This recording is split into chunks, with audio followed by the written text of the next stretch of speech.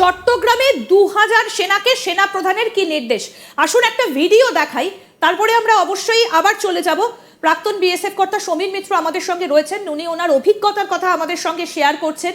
কি কি ঘটেছে তার সামনে সেই কথাগুলো আমরা ওনার মুখ থেকে শুনছি এবং কি হতে চলেছে এবার দেখাবো। দেখুন কি ভয়ঙ্কর সেই ভিডিও। স্যার আপনিও শুনতে পাচ্ছেন নিশ্চয়ই, গতকালই দেখুন, গতকালের ছবি এটা, চট্টগ্রামের ছবি। পাসিং আউট প্যারেড ছিল সেখানে, 2000 সেনা, নতুন সেনা এবং যারা বাংলাদেশের ভবিষ্যৎ, দেখুন দেখে বুঝতে পারছেন যে এদের বয়স কত কম এবং তাদের সেই প্যারেড দেখুন,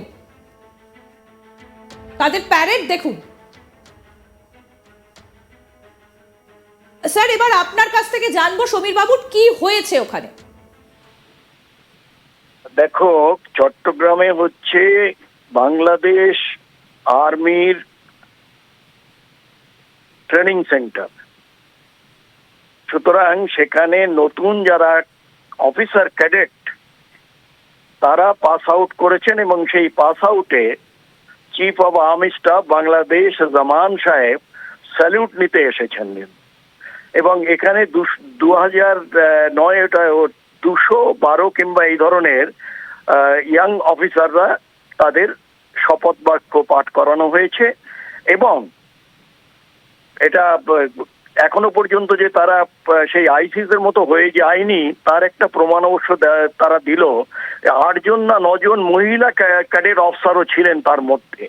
সুতরাং মহিলাদের এখনো পর্যন্ত তাহলে বাইরে যাওয়ার এবং তাদের বন্ধ করার বোধহয় চিন্তা ভাবনা শুরু হয়নি। এখন যে কটা হয়ে থাকে, আমরাও যখন পাসিং আউট আমরা গেছি, জামানকে কি বলেছিলেন সেনাপ্রধান? না আমি সেটাই বলছি।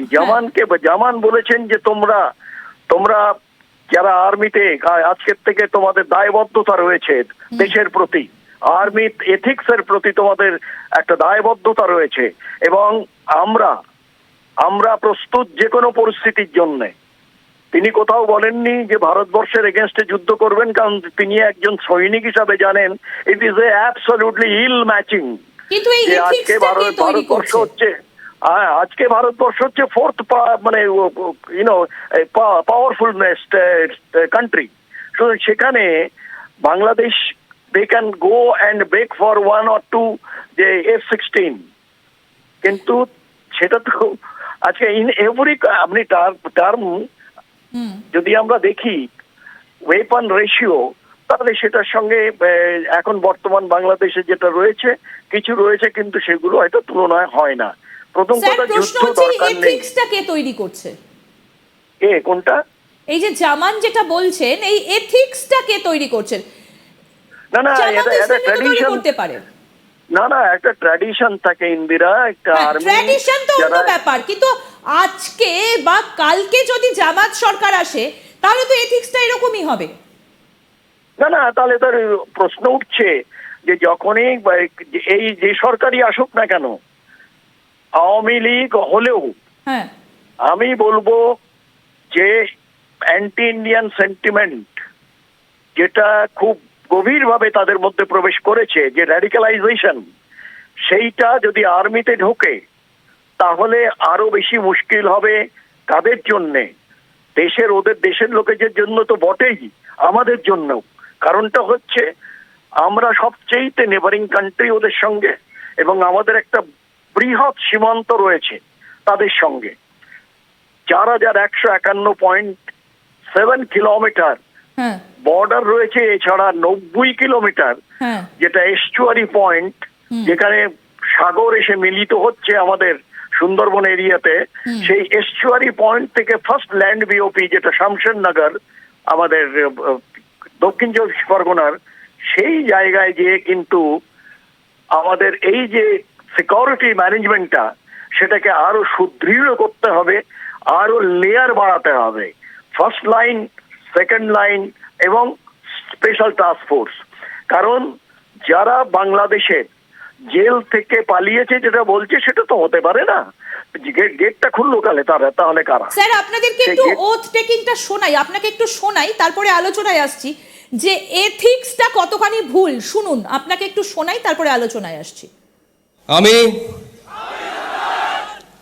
সর্বশক্তিমান আল্লাহর নামে সশ্রদ্ধ চিত্তে শপথ করিতেছি যে আমি সর্বশক্তিমান আল্লাহর নামে সশ্রদ্ধ চিত্তে শপথ করিতেছি যে আমি সর্বশক্তিমান আল্লাহর নামে সশ্রদ্ধ চিত্তে শপথ করিতেছি যে আমি গণপ্রজাতন্ত্রী বাংলাদেশ ও বাংলাদেশের সংবিধান এবং রাষ্ট্রপতির প্রতি অকৃত্রিম বিশ্বস্ততা ও আনুগত্য পোষণ করিব। জল, স্থল ও আকাশ পথে যেখানে যাইবার আদেশ করা হইবে সেখানেই যাইব। আমি আমার জীবন বিপন্ন করিয়াও আমার উপর নিয়োজিত কর্তব্যরত যে কোনো ঊর্ধ্বতন কর্মকর্তার সকল আদেশ পালন এবং মান্য করিব। আমি স্যার, আপনি নিশ্চয়ই শুনলেন যে ঊর্ধ্বকর্তার সমস্ত এবং সবকিছু মানবো এবং আল্লাহর নামে শপথ করছি। স্যার, আপনি নিশ্চয়ই জানেন, আপনি প্রাক্তন একজন বিএসএফ এর কর্তা, যখন কোথাও শপথ নেওয়া হয় কোনো আর্মি বা কোনো পোস্টে ভারতে, সেখানে তো জয় শ্রীরাম বা কোনো ধর্মের নামে কোনো স্লোগান দেওয়া হয় না, কিন্তু এরা আল্লাহর নামে শপথ করছেন এবং বলছেন ঊর্ধ্বতন কর্তার কথা মানবো। এখানে তো একজন হিন্দু সেনাও থাকতে পারেন, এখানে তো একজন খ্রিস্টান সেনাও থাকতে পারেন, এথিক্সটা তাহলে কোথায় গেল? না ইন্দিরা, আমার মনে হয় যে আমরা এটা উনি আমাদের প্রত্যেকেরই, আমরা যখন first I am one of the founders of the Border Security Force, which is the largest paramilitary force, border guarding force in the world now at the moment. সুতরাং আমাদের যেদিন পাসিং আউট হয়, আমাদের চিফ গেস্ট ছিলেন তদানীন্তন মাননীয় জাকির হোসেন, যিনি রাষ্ট্রপতি ছিলেন। আমাদের প্রত্যেকেরই আমাদের ওখানে বাইবেল, গীতা, কোরআন এবং গুরু গ্রন্থ সাহিব, প্রত্যেকের যারা এইখানে যারা পুরোহিত কিংবা যারা ছিলেন, তারা আমাদের সামনে তারা দাঁড়িয়ে আছেন। এই চার পাঁচজন যারা ইয়ের থেকে, আমরা তার উপরে হাত রেখে ওইটা আমাদের যে শপথ, সেই শপথ আমরা নিয়েছি এই ধরনেরই। এবং আমরা যেটা বলতাম যে এক গলি এক দুশ্মন,